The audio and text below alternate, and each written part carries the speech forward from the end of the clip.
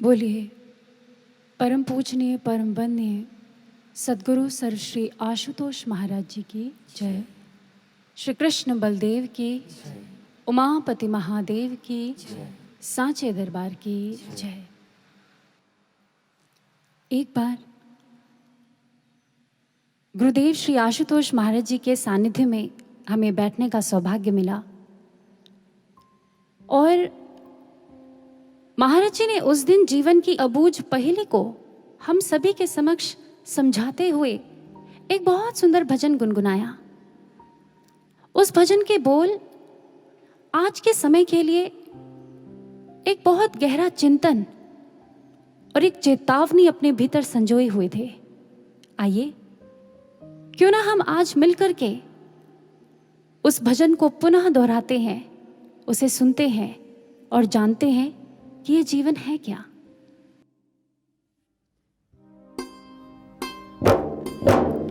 वो जीवन क्या जिस जीवन में, वो जीवन क्या जिस जीवन में जीवन को मुक्त बना ना सके हम, उनको विवेकी नहीं कहते हम, उनको विवेकी नहीं कहते। जो सतपथ को अपना ना सके वो जीवन क्या जिस जीवन में, वो जीवन क्या जिस जीवन में।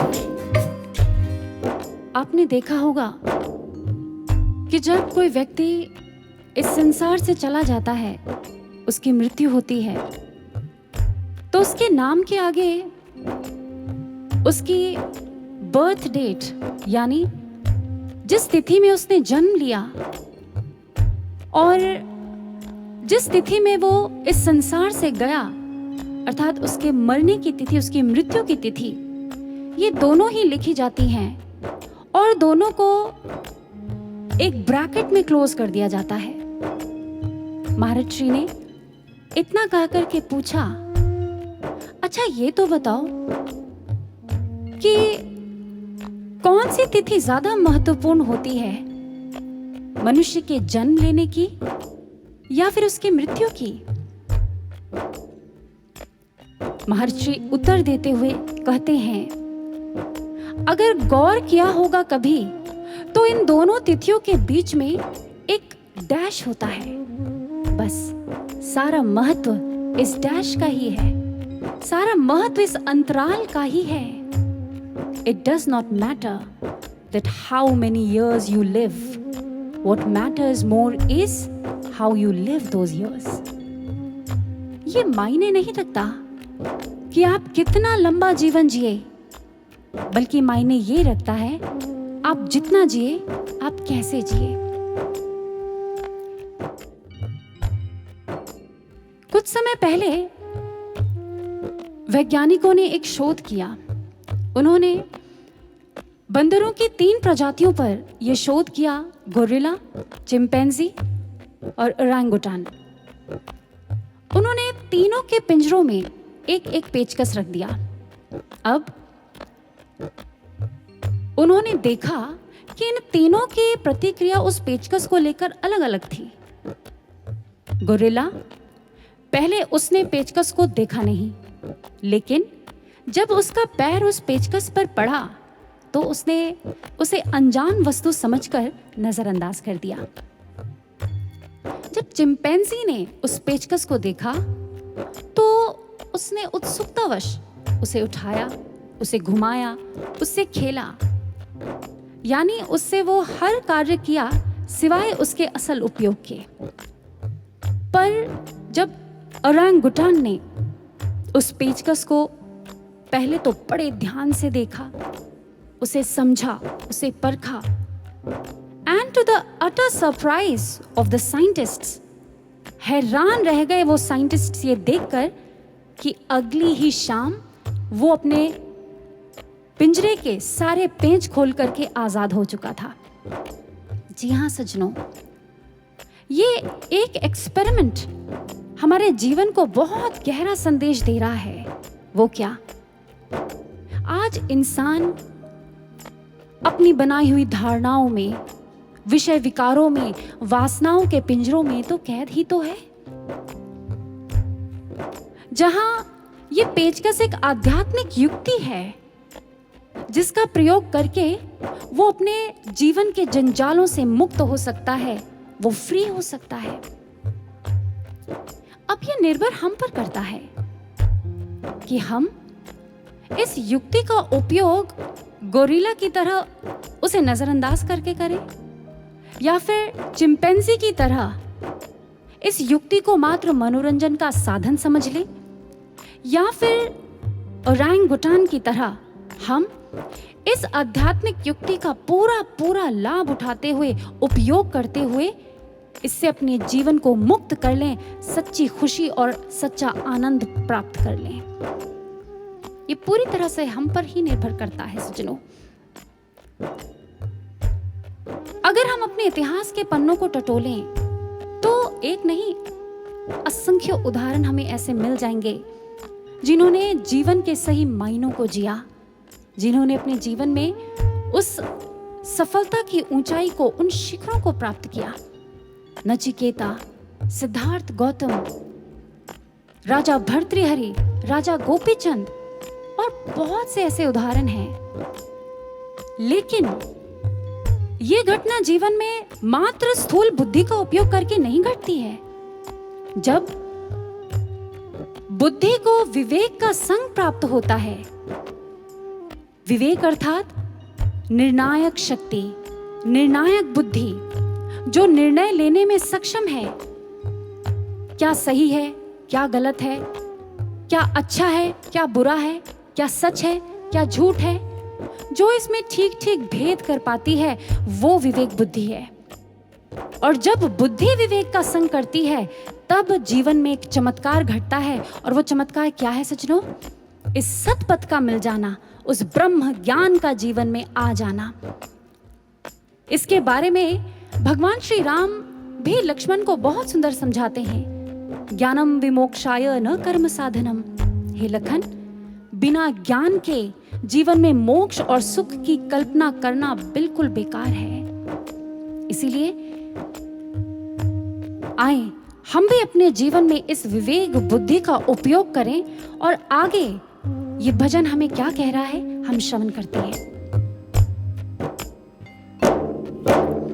जीवन में जितने दुखिया हैं वो निज दोषों के कारण है। जीवन में जितने दुखिया हैं वो निज दोषों के कारण है।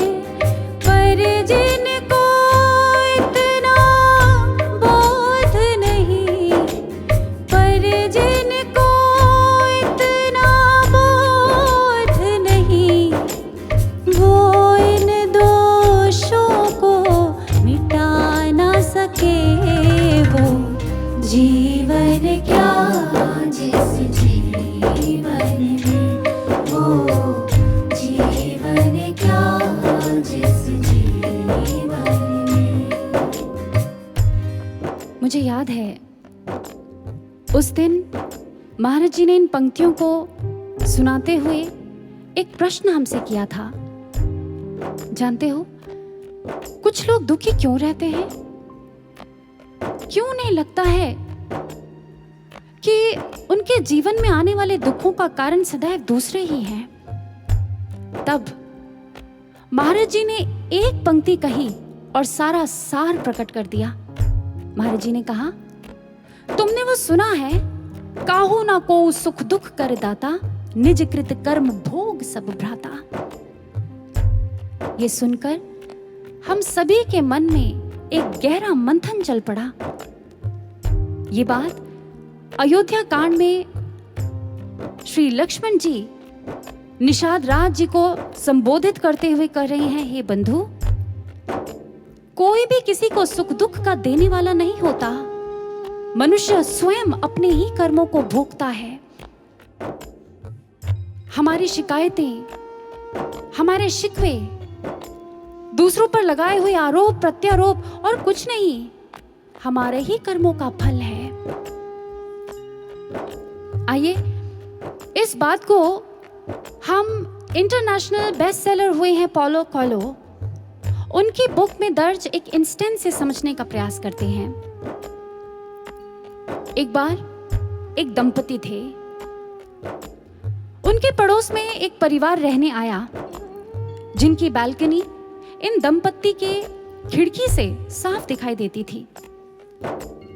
अब जब ये लेडी सुबह सुबह अपने पति को नाश्ता करा रही होती, ठीक उसी समय पड़ोसन भी अपनी बालकनी में आकर के अपने कपड़े सुखा रही होती थी। जैसे ही इस लेडी ने पड़ोसन के उन वस्त्रों को देखा, उन कपड़ों को देखा जो सूख रहे थे, उसने तुरंत अपने पति को कहा, देखो तो जरा कैसे लोग हमारे पड़ोस में रहने आ गए हैं। अरे इन्हें तो ठीक ढंग से कपड़े भी धोने नहीं आते, कितनी मैली चादरें धोई हैं। ये क्रम काफी दिन तक चला और स्थिति ऐसी हो गई कि अगर पड़ोसन कभी सीढ़ी से आते जाते दिख भी जाती इस लेडी को, तो मुस्कुराना तो बहुत दूर की बात, ये उन्हें घृणा की दृष्टि से देखती और किनारे से ही निकल जाती। एक दिन रोजमर्रा की तरह सुबह का समय था, नाश्ता कर रहे थे डाइनिंग टेबल पर। कहते हैं वो जैसे ही गई, उसने अपने खिड़की का पर्दा हटाया तो जो दृश्य आज उसने अपने सामने देखा वो हैरान रह गई और उसने अपने पति को पुनः दिखाते हुए कहा, अरे देखो तो आज पूरे 1 महीने बाद इसे पता चला है कि कपड़े कैसे धोते हैं, कितनी साफ चादरें आज धोई हैं, देखो तो जरा। पति पीछे बैठे मुस्कुरा रहा था और उसने पत्नी को कहा, भाग्यवान, ये चादरों की धुलाई का कमाल नहीं है, ये कमाल है हमारी खिड़की पर लगी मैल की सफाई का, जो कल शाम ही मैंने रगड़ रगड़ कर साफ करी है। इसलिए दोष उसकी चादरों में नहीं है, दोष तो था हमारी खिड़की पर लगी मैल का। कुछ समझ पा रहे हैं आप? चेक करते हैं कहीं हम भी तो हमेशा दूसरों पर ही दोष तो नहीं ढूंढते रहते, कहीं हम अपने दुख का कारण सदैव दूसरे को ही तो नहीं मानते। ये हमारा स्वभाव तो नहीं बन गया है कि हम दूसरे को ही ब्लेम करते हैं, उसी की कमियां ढूंढते हैं, वो ही हमें गलत नजर आता है। अगर ऐसा है तो हमेशा याद रखिएगा, अपने दुखों से हम कभी उभर नहीं सकते, हम उसी में ही उलझकर बंद कर रह जाएंगे। महाराज जी बहुत सुंदर प्रेरणा देते हैं अपने विचारों के माध्यम से। महाराज जी कहते हैं, जो व्यक्ति ये सोचता है कि किसी दूसरे के कारण उसके जीवन में ये दुख आया है या फलां व्यक्ति ने उसके साथ ऐसा कर दिया इसलिए वो दुखी है, समझ जाओ वो व्यक्ति अपने पतन की कहानी स्वयं लिख रहा है, वो अपना विनाश कर रहा है। लेकिन इसके विपरीत अगर कोई ये सोच रहा है कि मेरे साथ जो भी हुआ है और जो भी हो रहा है वो सब मेरे ही कर्मों का फल है, ये सब ईश्वर की इच्छा से ही मेरे साथ हो रहा है, इसमें जरूर मेरे लिए कुछ अच्छा ही सोचा होगा उस भगवान ने, निस्संदेह फिर ऐसे व्यक्ति का इस मार्ग पर कल्याण है, उद्धार है।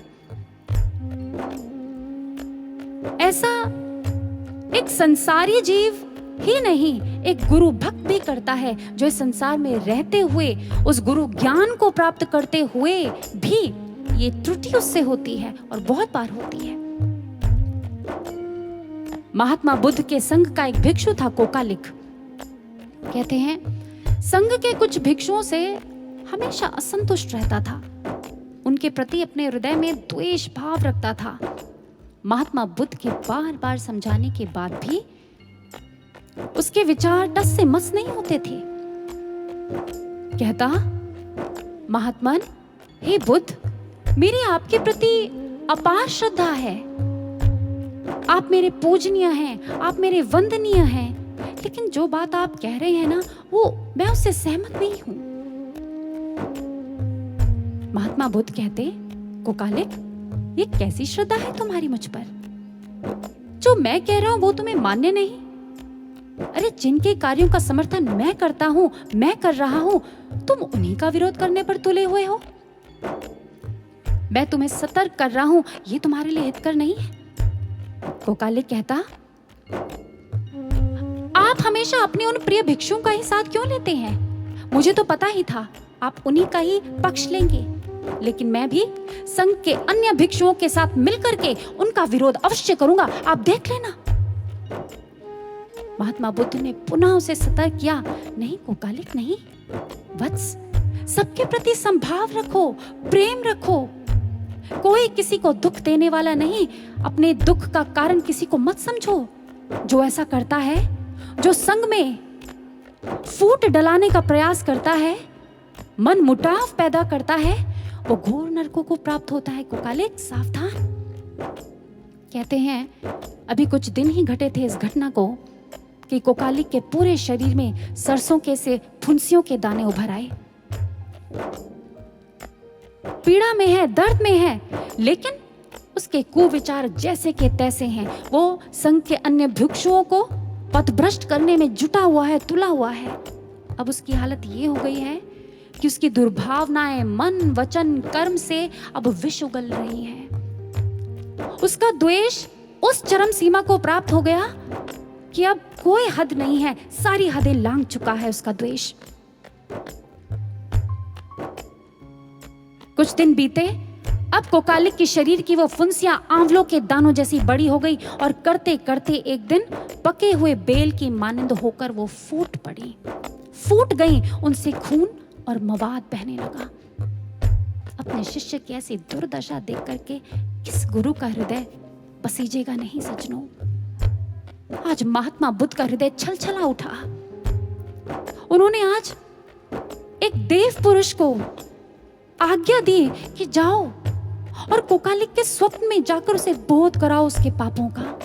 उसे बताओ कि अभी भी समय है, वो जाकर अपने अपराधों की क्षमा मांग ले। अभी भी समय है, अभी भी कुछ नहीं बिगड़ा। आपको क्या लगता है कोकालिक ने क्या किया होगा? विनाश काले विपरीत बुद्धि। जी हाँ, वो कहता, मुझे तो पता ही था ये तथागत की ही कोई नई चाल है। अरे वो सदैव अपने उन प्रिय भिक्षुओं का साथ देते आए और देते रहेंगे, इसीलिए मैं भी कोकालिक हूं, अंतिम दम तक हार नहीं मानूंगा, डटा रहूंगा। इतिहास बताता है कुछ ही समय बाद कोकालिक की दर्दनाक मृत्यु हो गई और वो घोर नरकों में भटकने को विवश हो गया। आज तथागत अपने सारे भिक्षुओं को पास बिठाकर समझा रहे हैं कि ताकि आने वाले समय में कोई ऐसे पाप का अर्जन ना कर ले अपने जीवन में। और वो कहते हैं, भिक्षुओं, कोकालिक स्वयं अपने दुखों का कारण था।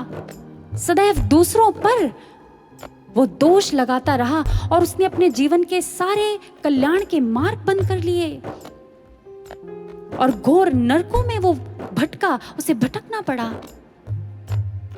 ये बात सिर्फ महात्मा बुद्ध ही नहीं समझा रहे सज्जनों।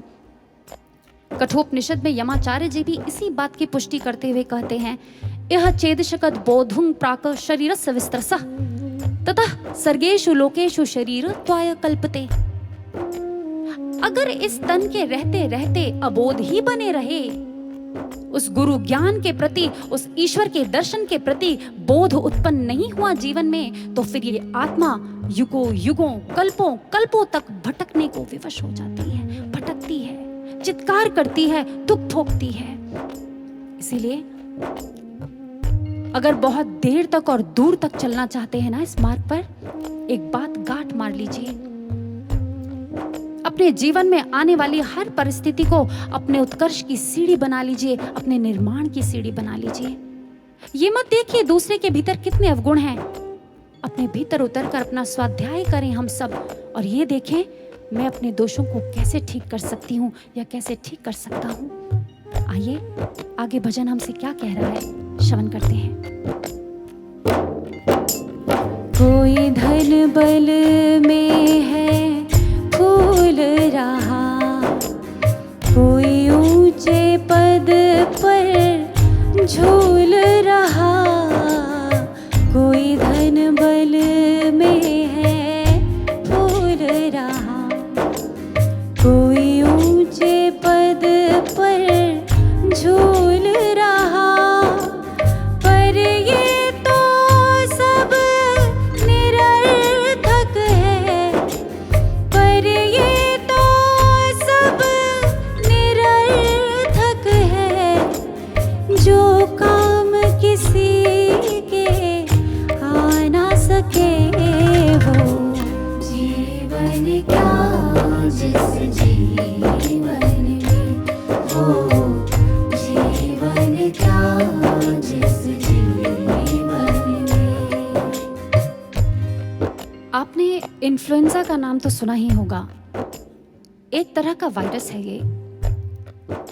1970 के दशक में ऑक्सफोर्ड डिक्शनरी ने एक नया शब्द जोड़ा अपने शब्दकोश में और उसे नाम दिया अफ्लुएंजा। ये भी एक तरह का वायरस ही है।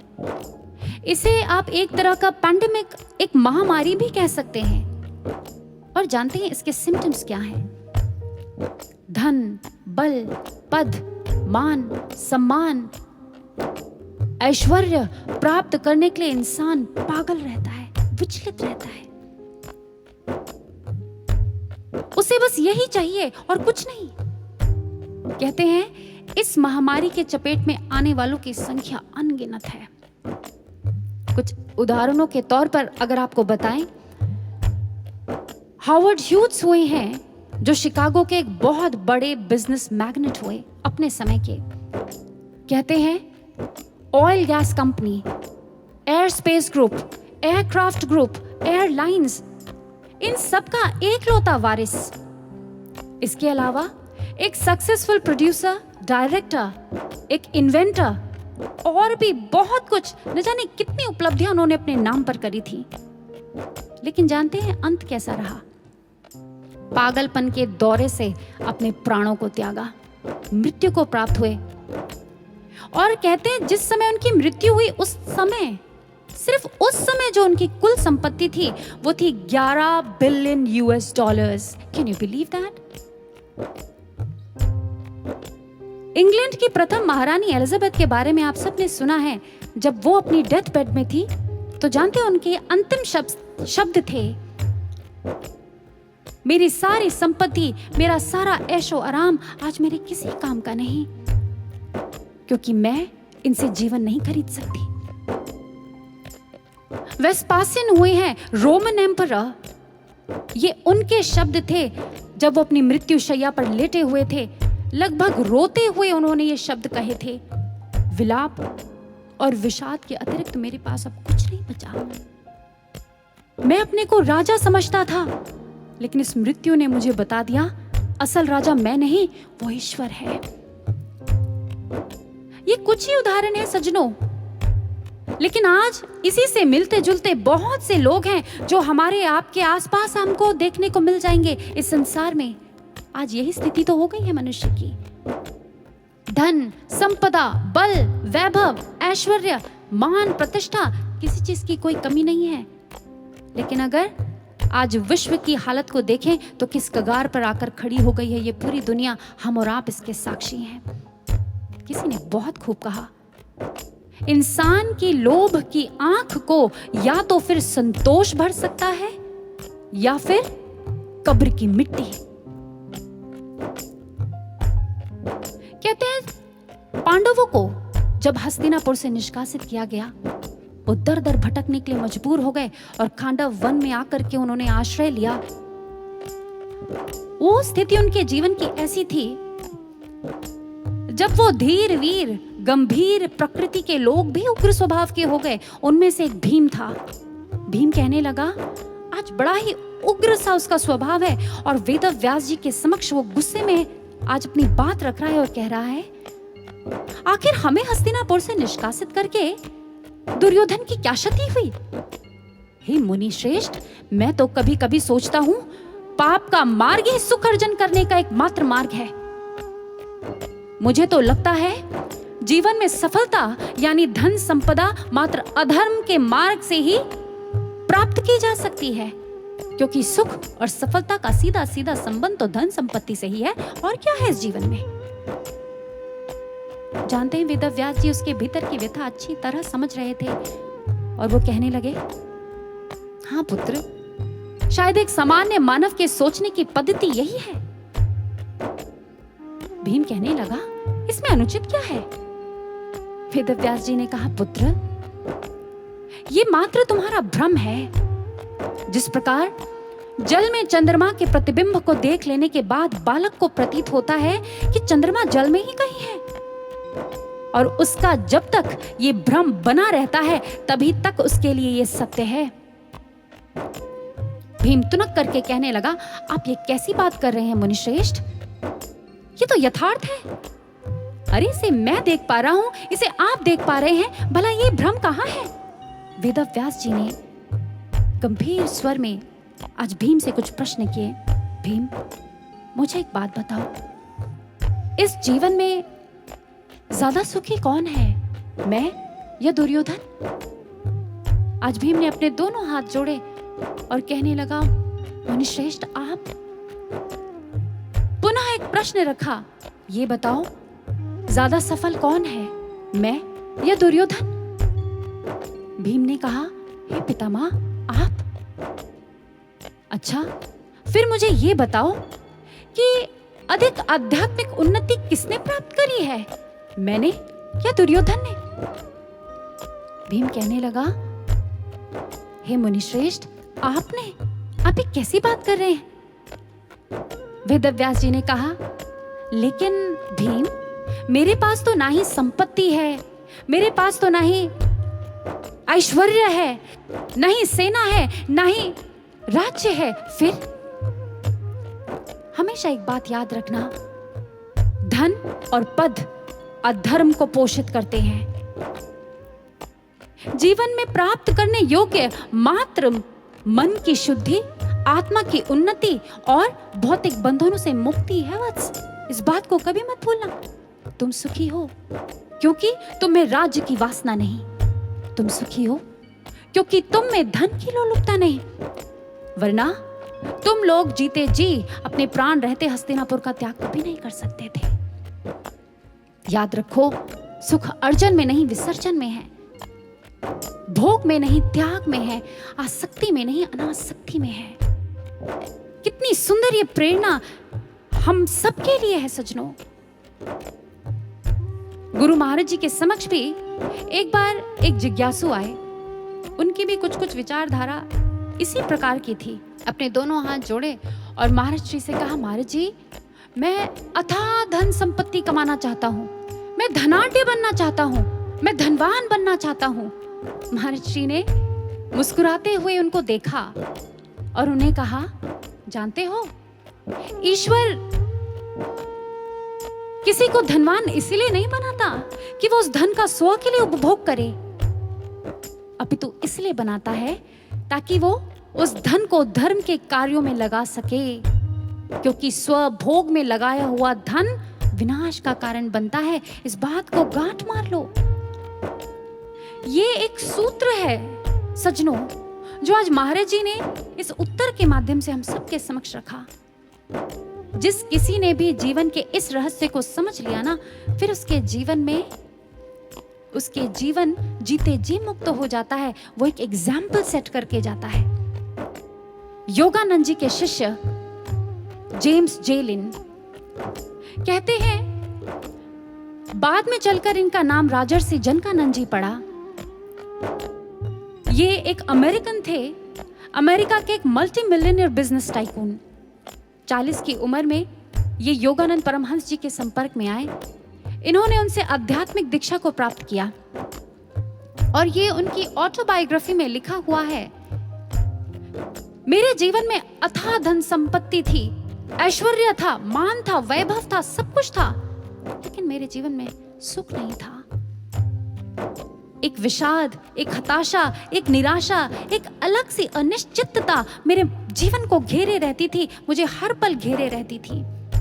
लेकिन जब मेरे जीवन में योगानंद जी आए तो उन्होंने मेरे जीवन की दिशा और दशा दोनों को ही बदल कर रख दिया। मेरा जीवन धन्य हो गया। और जानते हैं सज्जनों, इन गुरु भक्त की कैसी लौ लगी अपने गुरु से। कहते हैं घर पे उपयुक्त माहौल वातावरण ना मिलने पर ये सुबह जल्दी उठ करके अपने दफ्तर जाया करते और अपने ऑफिस के सेक्रेटरी डेस्क में जाकर के एक नोट छोड़ देते थे, please do not disturb, I am in conference with God. और घंटों घंटों साधना किया करते थे। अपने मल्टीपल बिजनेस के साथ साथ ये योगानंद परमहंस जी के आध्यात्मिक सम्मेलनों और आयोजनों में डट करके आर्थिक रूप से भी सहायता प्रदान करते रहते थे। अपने गुरु से एक ऐसा जुड़ाव स्थापित कर लिया था इन्होंने कि कितने भी व्यस्त हो ना, बस एक बार गुरु का संदेश क्या मिलता था, ये अपने सारे कार्यों को छोड़ करके और गुरु की आज्ञा की पूर्ति में जुट जाया करते थे। इतनी लगन, ऐसी लौ लगी। एट द एज ऑफ 63, जब अपनी मृत्यु के समय उन्होंने अपनी प्रॉपर्टी का एक बहुत बड़ा हिस्सा, a massive amount of $6 billion, धर्म के प्रचार प्रसार में दान स्वरूप भेंट किया, जो आज के $56 मिलियन के करीब है। सज्जनों, धर्म और कर्म के प्रति ऐसा अनूठा सामंजस्य, एक साधक के रूप में ऐसी एक निष्ठता थी इन गुरु भक्त जेम्स लिन की, जो आज के समय के लिए एक प्रेरणा बन गए। योगानंद परमहंस जी के शब्द हैं ये जेम्स लिन के लिए, May your life be a beacon light of inspiration to spiritual seekers on earth and in the astral world hereafter. तुम्हारा जीवन आध्यात्मिक जिज्ञासुओं के लिए वो प्रखर प्रेरणा पुंज बने जो ना केवल इस लोक को बल्कि उस लोक को भी जगमगाता रहे, वहां भी जगमगाता रहे। इसीलिए सज्जनों, धन वही पवित्र है, वही सात्विक है जो इस धर्म के मार्ग पर लगता है, अन्यथा वो धन भी पाप का ही कारण बन जाता है। गीता के 17वें अध्याय में भगवान श्री कृष्ण इसी बात की पुष्टि कर रहे हैं। दातुमिति यद्दानं दीयते अनुपकारिणे देशे काले च पात्रे च तद्दानं सात्विकं स्मृतम्। वो श्रेष्ठ दान जो समाज के प्रति अपनी जिम्मेदारी को देखते हुए सही समय, सही स्थान और सही व्यक्ति को दिया जाए, वो भी बिना किसी आशा के, वो ही सात्विक दान है, वो ही सर्वोपरि और श्रेष्ठ दान है। आज ये पूरा विश्व हम सबसे ऐसी ही दान की आशा कर रहा है। दान इंसान की इंसानियत का, दान साधकों की दृढ़ साधना का, दान हम सबकी शुभ्र चिंतन और एकनिष्ठ निष्काम प्रार्थनाओं का दान। आइए, ये युग बड़ी आशाओं से हम सबको देख रहा है, हम मिल करके इसके उत्थान की गाथा लिखते हैं। आगे ये भजन हमसे और भी कुछ कहता है, श्रवण करते हैं। जो ऊंचे पहुंचे संत जन है, उनसे पूछो पथ की बातें। जो ऊंचे पहुंचे संत जन हैं, उनसे पूछो पथ की बातें।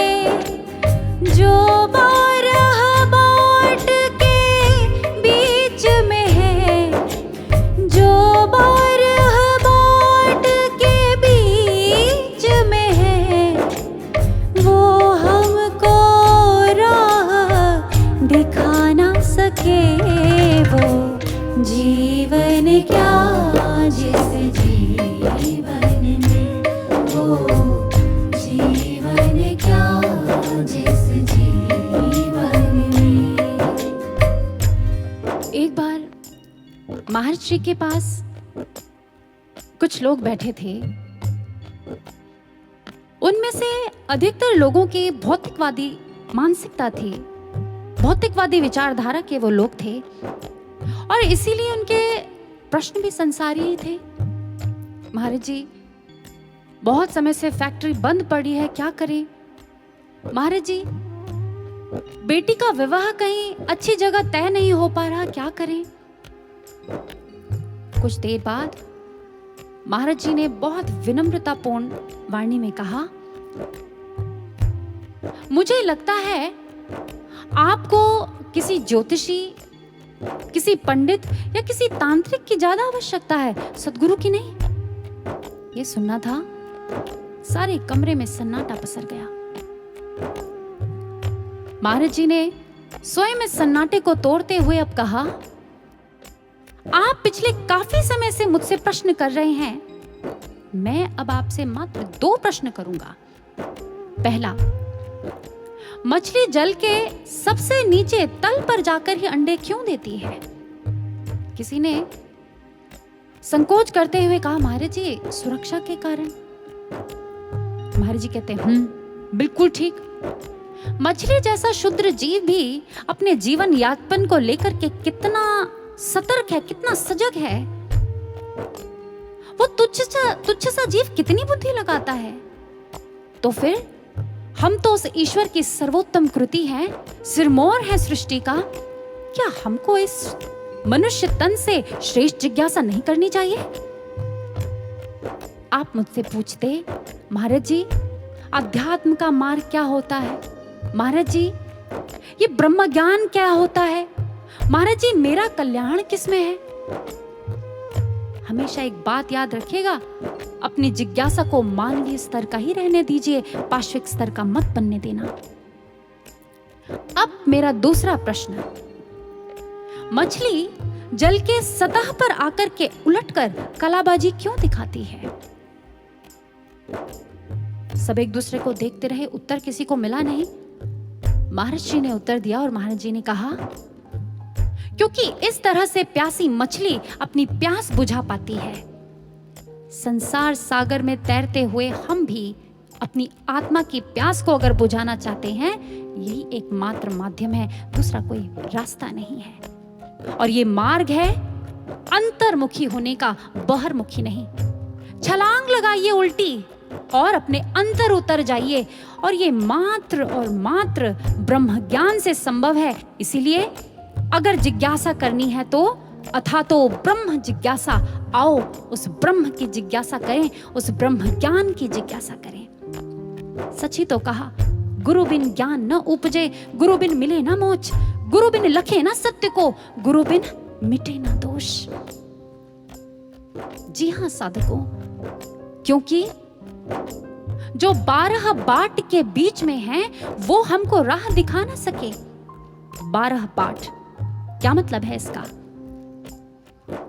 इधर उधर बिखरे हुए बहुत से मार्ग, बहुत से पथ, और जो इन बहुत से पथ का अनुसरण करते हैं ना, वो कभी भी हमें जीवन के कल्याण का मार्ग दिखा ही नहीं सकते। कभी इस अध्यात्म ज्ञान यानी इस ब्रह्म ज्ञान का मार्ग, उसका अनुसरण हमें करा ही नहीं सकते, हमें इस मार्ग पर अग्रसर कर ही नहीं सकते। वो बेचारे खुद ही इस पथ से अनजान हैं, भटके हुए हैं। जो पूर्ण रूपेण संसारी हैं, जो बिखरी हुई मानसिकता के हैं, अगर उनका संग करेंगे निश्चित ही क्षति हमारी भी होगी, इसमें कोई दो राय नहीं। इसीलिए तो कहा, सिर्फ वो ब्रह्मनिष्ठ गुरु की शरण में जाकर के उनसे उस ब्रह्म ज्ञान की याचना करें। उन्हीं के पास वो एक मार्ग है, उन्हीं के पास वो दर्शन है, और कहीं नहीं। सारे धर्म शास्त्र ग्रंथ इस बात की गवाही देते हैं। वो मोहर लगाते हैं महाराज जी के इसी कथन पर, और क्या कहते हैं? अंतस्तः सचिदानंदं साक्षात्कारं सुसादयेत यो सवेव गुरु प्रोक्तः परो नाम धरः स्मृतः। जो उस एक अव्यक्त पर ब्रह्म का दर्शन घट में करा दे, वही गुरु है, वही मार्ग है, अन्य कोई तरीका नहीं। महाभारत के वन पर्व में भी कह दिया, धर्मस्य तत्त्वं निहितं गुहायाम महाजनो येन गतः सः पंथा। जिस मार्ग से होकर महापुरुष गए, वही सत्य का मार्ग है और कोई मार्ग नहीं है। उपनिषद हमारे कह रही हैं, एकेन ज्ञातेन सर्वं ही विज्ञातं भवति। आप उस एक मार्ग पर चलो, उसके अलावा कोई दूसरा मार्ग ही नहीं है। वो पता चल गया तो कुछ और जानना शेष ही नहीं है।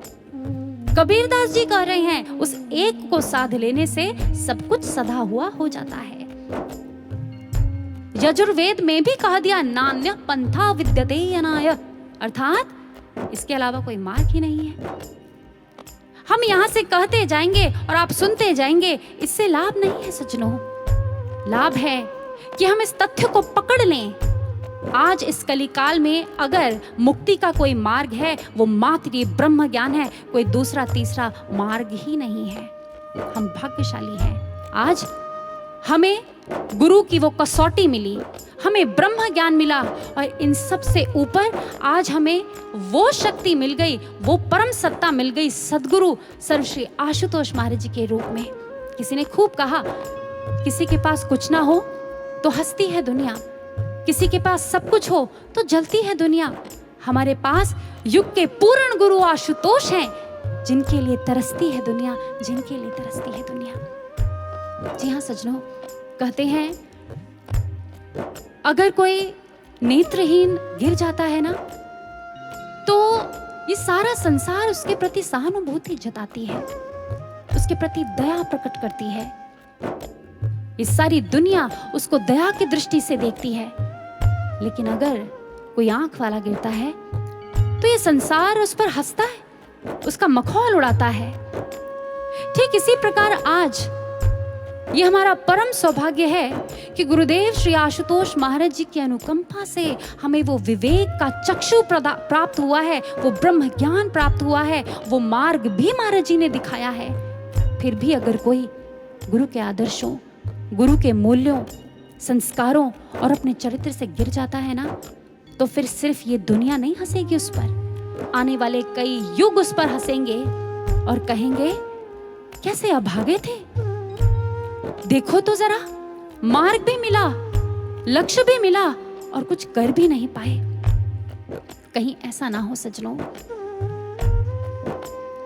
आज नवयुग का महाकाव्य लिखा जा रहा है, जिसके ऑथर स्वयं गुरुदेव श्री आशुतोष महाराज जी हैं। उनकी ऑडियंस ये संपूर्ण मानव जाति है। उनका पर्पस यानी ध्येय ब्रह्म ज्ञान से मानव में क्रांति, से विश्व में शांति तक का ध्येय है। आइए, हम किस चीज की प्रतीक्षा कर रहे हैं? हम भी नवयुग के इस महाकाव्य में अपनी अपनी भूमिकाएं पूरी ईमानदारी से निभाएं सज्जनों। गुरु महाराज जी के पास एक बार एक भक्त बैठा हुआ था और उसने दोनों हाथ जोड़ते हुए महाराज जी से प्रार्थना करी, महाराज जी, हमें कैसे पता चले कि हम इस मार्ग में दृढ़ता से चल रहे हैं? हमें कैसे पता चले कि आप हमसे प्रसन्न हैं, हम ठीक ठाक चल रहे हैं? महाराज जी ने एक बात उन गुरु भाई को बोली और कहा, देखो, इस मार्ग में 3 प्रकार के लोग चलते हैं। एक वो जिनमें दैवीय गुण होते हैं, दूसरे वो जिनमें जो अंदर और बाहर से पवित्र होते हैं, पवित्र आचरण के स्वामी होते हैं। अभी इतना सुनना ही था कि उन गुरु भाई की आंखों से अश्रुधारा प्रवाहित हो गई और वो रोने लगे, सुबक सुबक कर रोने लगे और महाराज जी के चरणों में गिर गए। महाराज जी से कहने लगे, महाराज जी, मेरे भीतर तो ना ही कोई दैवीय गुण है प्रभु, और ना ही मैं भीतर और बाहर से पवित्र हूँ। मलिनताओं का पुतला हूं मैं तो महाराज जी। वासनाएं, ईर्ष्या, द्वेष, कामनाएं, ये सब भरी पड़ी है। क्या फिर मैं आपके योग्य नहीं?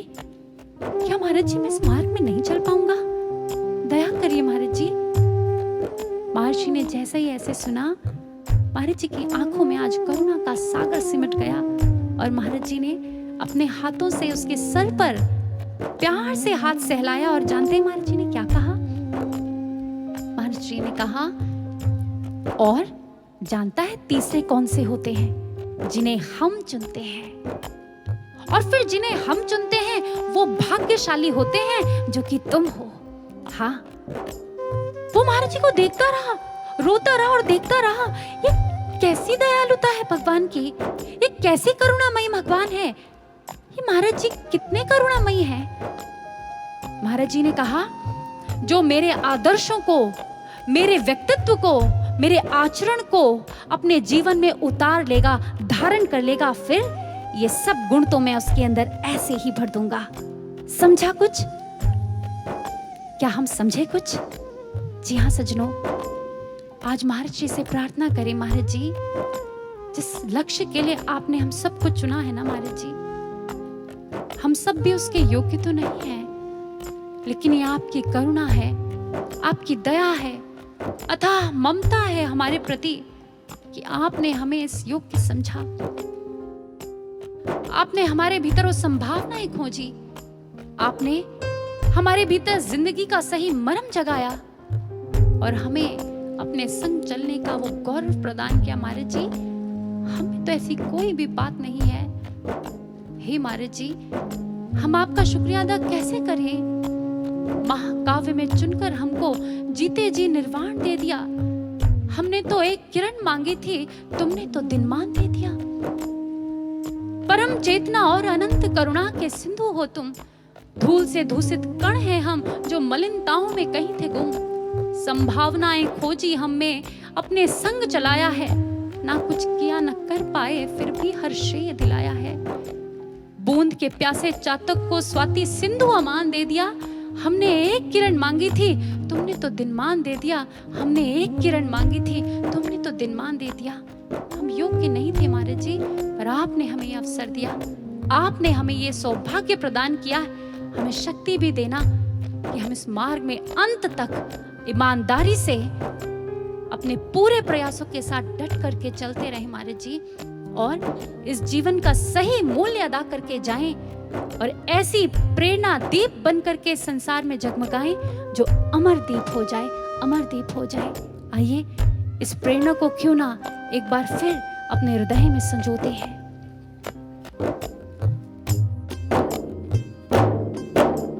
वो जीवन क्या जिस जीवन में, वो जीवन क्या जिस जीवन में, जीवन को मुक्त बना ना सके हम, उनको विवेकी नहीं कहते हम, उनको विवेकी नहीं कहते।